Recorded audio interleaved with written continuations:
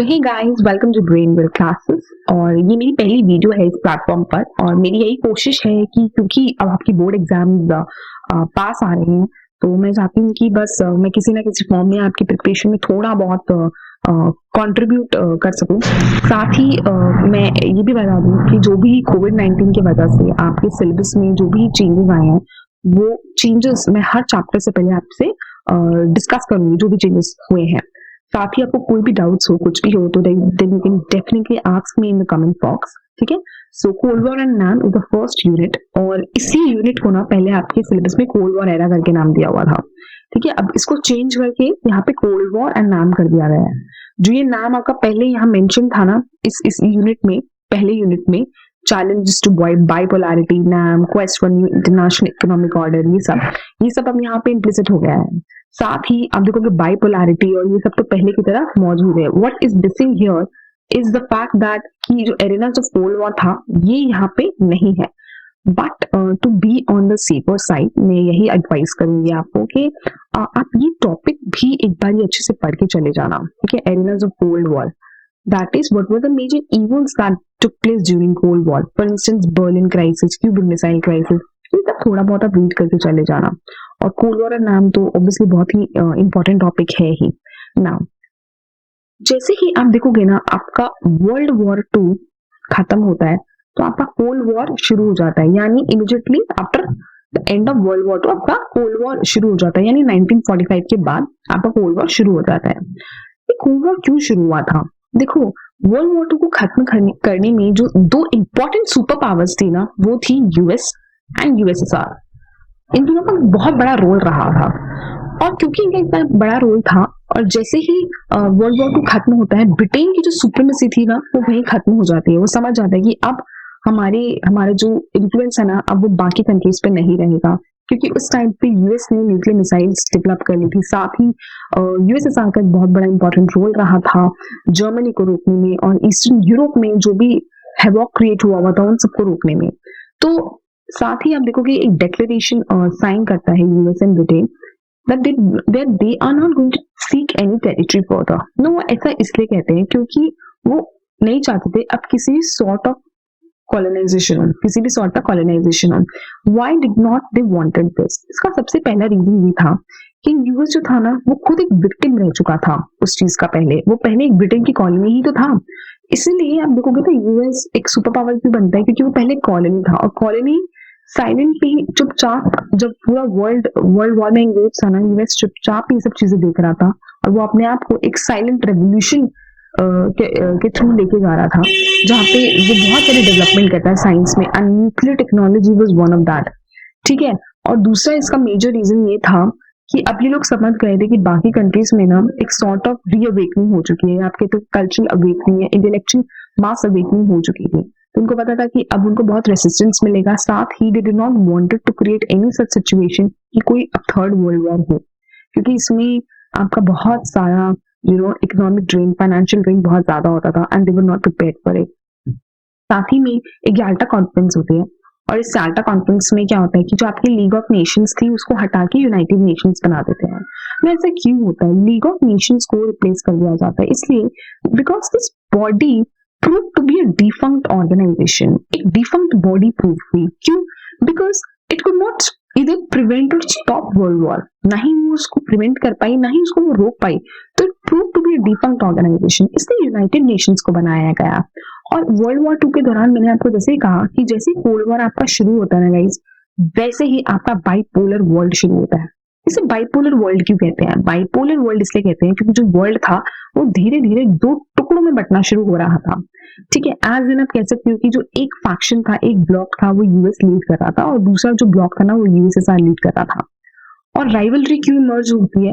क्योंकि ये दोनों कंट्रीज चाहती थी कि जो ये बाइपोलर वर्ल्ड है ना वो एक यूनिपोलर वर्ल्ड बने। और वो कैसे बनेगा यूनिपोलर वर्ल्ड? जब यूएसएसआर को हरा देगा, इंस्टेंट उसको एलिमिनेट करेगा, उसके इन्फ्लुएंस को खत्म करेगा, या फिर यूएसएसआर यूएस के इन्फ्लुएंस को वर्ल्ड में कम करेगा। और कोल्ड वॉर के ना बहुत सारे रीजन थे, बट उसमें जो मेजर रीजन है ना वो था आइडियोलॉजिकल कॉन्फ्लिक्ट। और वो आइडियोलॉजिकल कॉन्फ्लिक्ट सबसे बड़ा रीजन था कि क्यों इतनी ज्यादा टकराव इस दौरान होते हैं। क्योंकि यूएस उस टाइम पे कैपिटलिज्म प्रमोट कर रहा था, यूएसएसआर अपनी खुद की आइडियोलॉजी आप कह सकते हो सोशलिज्म प्रमोट कर रहा था। तो इस वजह से टकराव जो है ना होते चले जाते हैं। तो जब आप कोल्ड वॉर पढ़ रहे हो या बाइपोलैरिटी पढ़ रहे हो तो आप उसको किस अप्रोच से पढ़ो, वो ये है कि आप सबसे पहले पढ़ो कि व्हाट इज कोल्ड वॉर या बाइपोलैरिटी है क्या, उसके इंपॉर्टेंट फीचर्स क्या है। साथ ही में आप ये देखना कि what were the causes behind it, साथ ही उसके कॉन्सिक्वेंसेस अच्छे से पढ़ लेना। और कॉन्सिक्वेंसेस में ना क्या चीजें मेंशन कर सकते हो, फॉर इंस्टेंस आपका बर्लिन क्राइसिस हुआ था, ठीक है, आप वो मेंशन कर सकते हो। आपका क्यूबन मिसाइल क्राइसिस भी हुआ था, आप उसको मेंशन कर सकते हो। तो ये सब चीजें आप मेंशन कर सकते हो। तो कोल्ड वॉर क्या था, इसे कोल्ड ही क्यों कहा जाता है? देखो कोल्ड इसलिए कहा जाता है क्योंकि एज इन यहाँ पे कोई एक लड़ाई नहीं हुई थी, कोई वॉर लाइक सिचुएशन पैदा नहीं हुई थी। इसलिए आप देखोगे कि कोल्ड वॉर के दौरान ना हम जो भी सिचुएशंस पैदा होती है ना, हम उसे क्राइसिस का नाम देते हैं। फॉर इंस्टेंस बर्लिन क्राइसिस, वो बर्लिन वॉर नहीं था, वो क्यूबन मिसाइल वॉर नहीं था। वॉर तब होता जब वो वहां से अपने ट्रूप्स भेजता, जब यूएस अपने एक तरफ से ट्रूप्स भेजता था, बट ऐसी कोई सिचुएशन तो उत्पन्न नहीं होती, कोई ऐसी सिचुएशन पैदा ही नहीं होती है। तो कोल्ड वॉर क्या था, एक जियोपॉलिटिकल टेंशन थी इन दोनों के बीच में कि मैं अपनी सुप्रीमेसी एस्टैब्लिश करूं, वो अपनी सुप्रीमेसी एस्टैब्लिश करेगा, और दोनों आपस में लड़ रहे थे, ठीक है, साइलेंटली लड़ रहे थे। और कैसे लड़ रहे थे, ये दूसरे कंट्रीज को, दूसरी टेरिटरीज को ना अपना बेसिस बना के लड़ रहे थे। इसलिए आप देखो कि जो यूरोप है ना वो दो हिस्सों में बटा था। फॉर इंस्टेंस जो ईस्टर्न यूरोप था आपका, वो यूएसएसआर के कंट्रोल में था, वहीं आपका वेस्टर्न यूरोप जो था वो यूएस के कंट्रोल में था। और बहुत सारी ना मिलिट्री अलायंसेस इस टाइम पे बनती है। तो जो भी, जैसे फॉर इंस्टेंस नाटो आप देख लो, नाटो एक मिलिट्री अलायंसेस में से एक ही है, सियाटो, सेंटो, ये सब। तो इन मिलिट्री अलायंस में क्या होता था कि मान लो ये छोटी छोटी कंट्रीज है यहाँ पे वेस्टर्न यूरोप में, और इन कंट्रीज ने ना एक मिलिट्री पैक्ट साइन कर दिया। और ये मिलिट्री पैक्ट में क्या लिखा था कि कल को मान लो इस कंट्री पे अगर कोई अटैक करता है तो ये बाकी सिग्नेटरी जो पैक्ट को साइन करते हैं, उनकी रिस्पॉन्सिबिलिटी है, उनकी ऑब्लिगेशन है उन पर कि वो इस कंट्री को प्रोटेक्ट करे, वो उस कंट्री को हेल्प करे, चाहे आर्म्स एंड एम्यूनिशन प्रोवाइड करके करे, या फिर वो उनको फाइनेंसेस भेज के हेल्प करे, या फिर अपने ट्रूप्स वहां भेजे, बट कैसे ना करके उनको उसकी हेल्प करनी ही पड़ेगी। तो ये ऑब्लिगेशन क्रिएट कर दी थी उसने, ठीक है। और ये चीज आप देखोगे यूएसएसआर में भी हो रही थी। और यूएसएसआर की जो एक स्पेशल जो सिग्निफिकेंट फीचर है ना, वो ये है कि ईस्टर्न यूरोप में ना जितनी भी कंट्रीज थी जो यूएसएसआर के अंडर थी, वहां पे कम्युनिस्ट गवर्नमेंट थी, ठीक है। और इन सब कंट्रीज को ना उस टाइम पे सोवियत सैटेलाइट्स कहा जाने लगा। वो सोवियत सैटेलाइट्स क्यों कहते थे इनको, क्योंकि सैटेलाइट का काम क्या होता है, वो सर्वेलेंस का काम करती है, वो मॉनिटरिंग का काम करती है। तो ये भी ना वही काम कर रहे थे, ये अपने दुश्मनों पे ना यहाँ पे नजर रख रहे थे, उनको चेक कर रहे थे कि कहीं हमारे खिलाफ कुछ कर तो नहीं, लेकिन हाँ यहाँ पे कोई मिसाइल डेवलपमेंट तो नहीं हो रही है, या फिर कोई किसी भी तरह का लेन देन तो नहीं हो रहा है हमारे लोगों के बीच में इलीगली या उनके लोगों के बीच में इलीगली, ठीक है। और स्पाइज इसलिए बहुत ज्यादा नियुक्त किए जा रहे थे कि ये सब चीजों को चेक करने के लिए, ठीक है। साथ ही में अब हम पढ़ते हैं कि कोल्ड वॉर के क्या इंपॉर्टेंट फीचर्स थे। देखो arms race was one of the major feature of cold war. Arms race का मतलब क्या है, देखो जब आप क्या करना शुरू करो, आप अपने पड़ोसी को देख के, क्योंकि वो चीज कर रहा है तो मैं भी वो चीज करूंगा, तो ये आर्म्स रेस भी वैसी है, ठीक है। अगर वो दाल चावल खा रहा है तो मैं भी दाल चावल खाऊंगा, तो हमको वो चढ़ जाती है ना सनक दिमाग में कि वो करे तो मैं भी वही करूंगा। तो ऐसा ही ये हो रहा था, क्योंकि यूएस ने उस टाइम पे न्यूक्लियर मिसाइल्स बना ली थी, यूएसएसआर भी वही मिसाइल्स बनाना चाहता था। उसको देख हमने, क्योंकि वो कर रहा है तो मैं भी करूंगा, क्यों, तो create a sort of difference.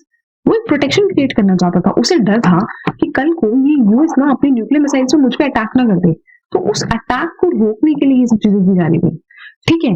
साथ ही साथ मैंने आपको बताया पहले ही कि किस तरह से नई नई मिलिट्री अलायंसेस बनने शुरू हुए थे। फॉर इंस्टेंस नाटो, सियाटो, मैंने आपको बता दिया पहले कि किस तरह से फंक्शन कर रही है। साथ ही में ना मिलिट्री और इकोनॉमिक सपोर्ट अलायंस को प्रोवाइड किया जा रहा था ना। ऐसा क्यों किया जा रहा था, देखो किसी भी दूसरे इंसान को कंट्रोल करने का तो सबसे बेहतरीन तरीका है ना, वो ये है कि आप उसको ना अपने कर्ज में डुबा दो, अगर आप सामने वाले को कंट्रोल करना चाहते हो। और यही चीज यूएस एंड यूएसएसआर कर रहा था।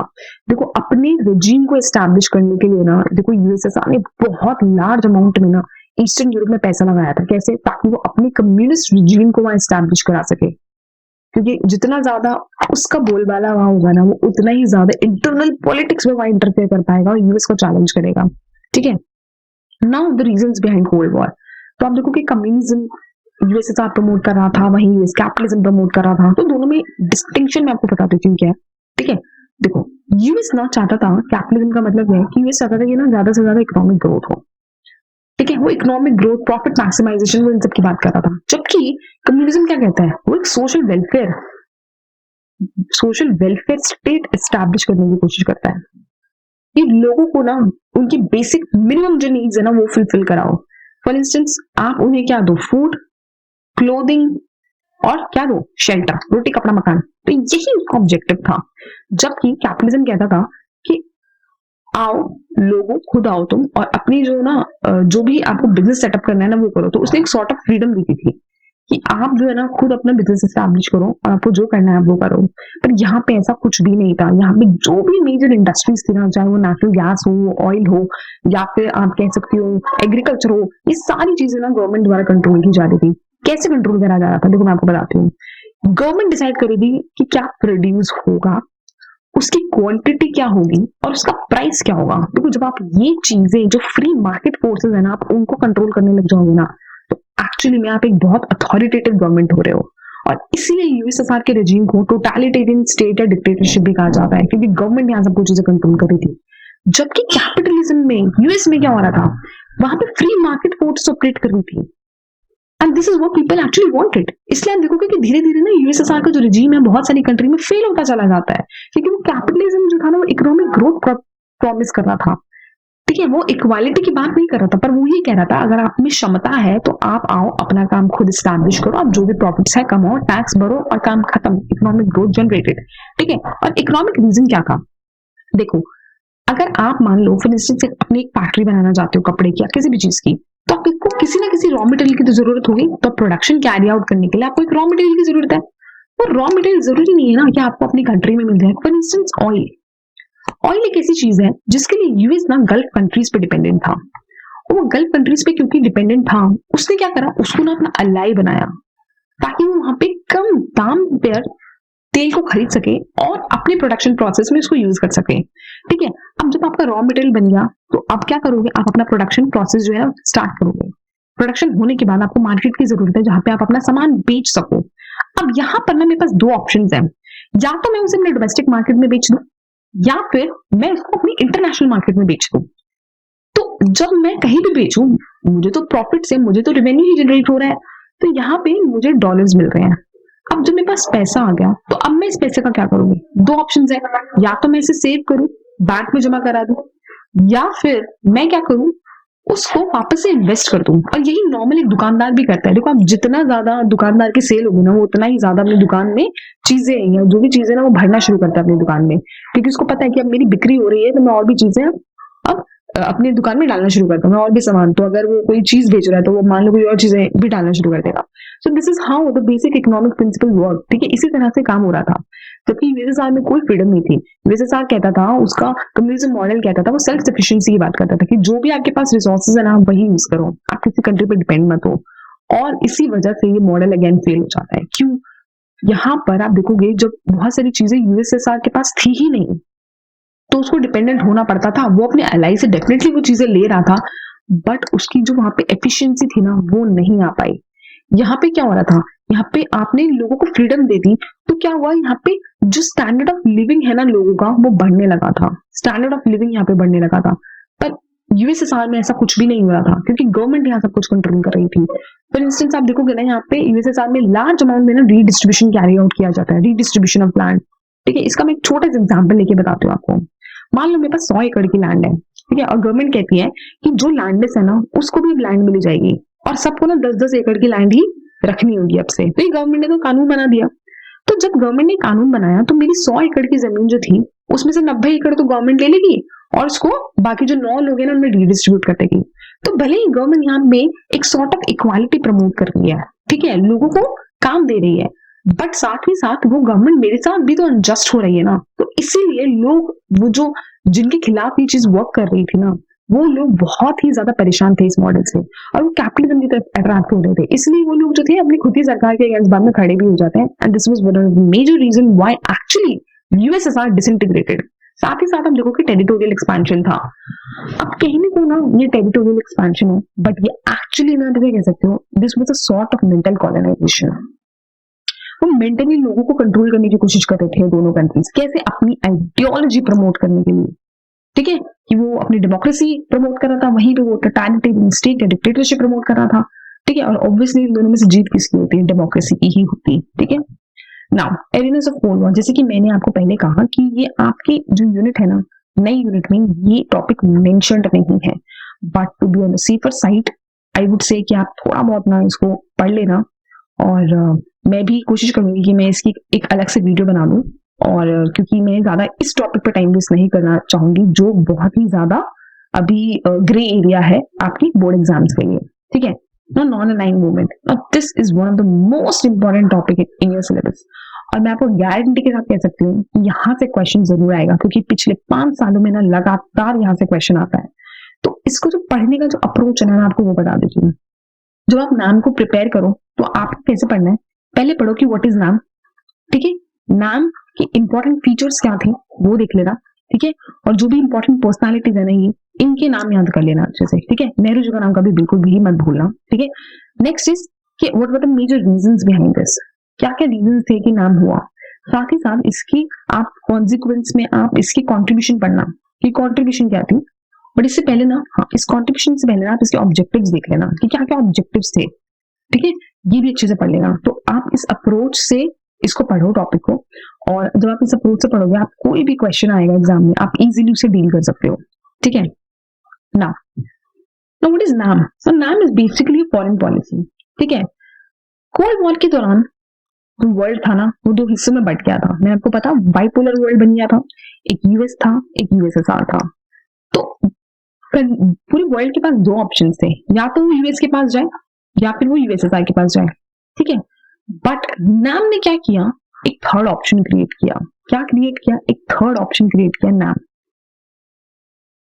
ये जो, इसलिए ना नाम को एक थर्ड वर्ल्ड ऑप्शन भी कहा जाता है, थर्ड वर्ल्ड ऑप्शन, क्योंकि ये जो नाम था ना, वो नहीं चाहता था कि ना ही वो यूएस का साइड ले, ना ही वो कोई यूएसएसआर का साइड ले। वो कंट्रीज अपना काम खुद करें, वो किसी पे डिपेंड ना हो किसी भी चीज के लिए, ठीक है। और इसका जो मेजर रीजन था ना, वो यही था कि देखो 1945 में ना आपका वर्ल्ड वॉर खत्म हो जाता है, 1945 में वर्ल्ड वॉर 2 खत्म होता है, आपका कोल्ड वॉर शुरू हो जाता है। और इसी तरह आप देखोगे 1947 में ना इंडिया इंडिपेंडेंट होता है, इंडिया को आजादी मिलती है। और 1947 के बाद बहुत सारी ऐसी कॉलोनीज भी आजाद होनी शुरू हो जाती है, क्योंकि मैंने आपको पहले ही कहा था कि ब्रिटेन और यूएस दोनों ने एक डिक्लेरेशन साइन की थी कि वो किसी भी तरह का कॉलोनाइजेशन नहीं करेंगे। तो क्योंकि उन्होंने वो डिक्लेरेशन साइन की थी, इसलिए डीकॉलोनाइजेशन का प्रोसेस वहां से शुरू हो गया था। तो नई नई कंट्रीज जो अफ्रीका और एशिया में नई नई कंट्रीज आजाद हो रही थी, और ये वो कंट्रीज थी जो किसी भी हाल में रेडी नहीं थे कि या तो वो यूएस का साइड ले या वो यूएसएसआर का साइड ले। क्यों? देखो, इंडिया इसका एक बहुत जीता जागता एग्जाम्पल है। जब ब्रिटिशर्स यहाँ से गए थे ना, तो इंडिया में जो पॉवर्टी, जो अनएम्प्लॉयमेंट थी ना, वो चरम पर थी, तो बहुत ही ज्यादा हाई थी। तो ये वो कंट्री थी, वो नहीं चाहती थी, उनमें इतना फाइनेंशियल कैपेसिटी नहीं थी कि वो किसी का साइड ले, क्योंकि अगेन वो बाकी फिर से वही चीज होती, वो उनको पता था कि अगर वो यूएस एंड यूएसएसआर का साइड लेंगे तो अगेन वो कॉलोनाइजेशन के विक्टिम हो सकते थे, और वो चीज नहीं चाहते थे। साथ ही में वो कोल्ड वॉर की जो टेंशन थी ना, उसको थोड़ा सॉफ्टन करना चाहते थे, क्योंकि उनको पता था कि हम कोल्ड वॉर नहीं रोक सकते हैं, कोल्ड वॉर की टेंशन को हम नहीं खत्म कर सकते, बट एटलीस्ट हम उसको सॉफ्टन तो कर सकते हैं, हम एक नया ऑप्शन बन सकते हैं नई इमर्जिंग कंट्रीज के लिए, और वो अपना ऑब्जेक्टिव जो था ना, वो फुलफिल भी कर पाए। साथ ही में वो पीस एंड कोऑपरेशन एस्टैब्लिश करने की कोशिश कर रहे थे। नाम को ना कभी कभार अक्सर जो था ना, मिसअंडरस्टैंड किया जाता है कि वो ना आइसोलेशनिज्म प्रमोट करती है या फिर वो न्यूट्रलिटी प्रमोट करती है, बट ऐसा कुछ भी नहीं है। देखो, अगर वो एक नाम आइसोलेशनिज्म प्रमोट करती है या वो ये कहती कि जितनी भी कंट्रीज हैं वो आइसोलेट हो जाए, तो आपको लगता है कि कभी वो किसी कंट्री के साथ ट्रेड कर पाती? नहीं, है ना। तो हम उसको ये नहीं कहेंगे कि वो एक आइसोलेशनिज्म प्रमोट करती। साथ ही साथ आप ये भी कह सकते हो कि वो न्यूट्रल नहीं थी। नाम की जो भी कंट्रीज थी वो न्यूट्रल नहीं थी जो उसका मेंबर था। फॉर इंस्टेंस, इंडोनेशिया को ना वापस 1949 के आसपास वापस से कॉलोनी बनाने की कोशिश की जाती है, और जब उसको कॉलोनी बनाना चाहती थी फ्रांस, तब नाम वहां इंटरवीन करता है और नाम उस चीज को रोकता है। तो आप ये नहीं कह सकते कि वो न्यूट्रल था, नहीं, वो न्यूट्रल नहीं था, वो एक्चुअली में सही का साथ दे रहा था, ठीक है। वो यूएस एंड यूएसएसआर के साइड में दे रहा था, वो अपनी खुद की अपनी आइडियोलॉजी प्रमोट कर रहा था, ठीक है। साथ ही साथ मेजर ऑब्जेक्टिव्स जो थे ना, आप वो यहाँ से पढ़ो, ये बहुत इंपॉर्टेंट है। इसमें जो सबसे इंपॉर्टेंट है ना, वो है asserting economic and political sovereignty. ये बाकी की चीजें ना बहुत सेल्फ एक्सप्लेनेटरी है। देखो, रेशियल डिस्क्रिमिनेशन आप कह सकते थे, फॉर इंस्टेंस जो व्हाइट्स थे ना, अपने आप को बहुत सुपीरियर समझते थे, इसलिए आप देखोगे कि जब ब्रिटिशर्स आते हैं इंडिया में तो किस तरह से वो रेशियल डिस्क्रिमिनेशन करते हैं कि जो भी इंपॉर्टेंट पोस्ट होती थी, जो सबसे ऊंची पोस्ट होती थी ना, वो सारी व्हाइट्स के लिए रिजर्व होती थी, क्योंकि उनको लगता था कि जो जितना गोरा उसमें उतनी ज्यादा इंटेलिजेंस। ठीक है, साथ ही में देखोगे ना, asserting economic and political sovereignty, ये इसका मेजर ऑब्जेक्टिव था, and this is one of the most important. मैं इसको एक छोटे से एग्जाम्पल के साथ आपको यहाँ पे बताती हूँ। देखो, जब ब्रिटिशर्स इंडिया में आए थे ना, तो उन्होंने क्या प्रमोट किया, उन्होंने कमर्शलाइजेशन ऑफ एग्रीकल्चर किया। ठीक है, कमर्शलाइजेशन ऑफ एग्रीकल्चर किया ना। कैसे किया, उन्होंने लोगों को कहा, फार्मर्स को कहा कि आप इंडिगो उगाओ, आप ये वाली क्रॉप उगाओ, आप वो वाली क्रॉप उगाओ। तो उन्होंने डिक्टेट करना शुरू करा। साथ ही साथ उन्होंने क्या किया, टैक्सेस वसूलने शुरू करे लोगों से। उन्होंने प्रोडक्शन लेवल डिसाइड किया कि क्या प्रोडक्शन होगा, कैसे मार्केट में हो जाएगा। तो सारी की सारी चीजें ना यही कंट्रोल कर रहे थे। हमारी जो खुद की रिसोर्सेज थी ना, वो सारी की सारी रिसोर्सेज जो थी, ब्रिटिश गवर्नमेंट जो थी ना, वो उसको कंट्रोल कर रही थी।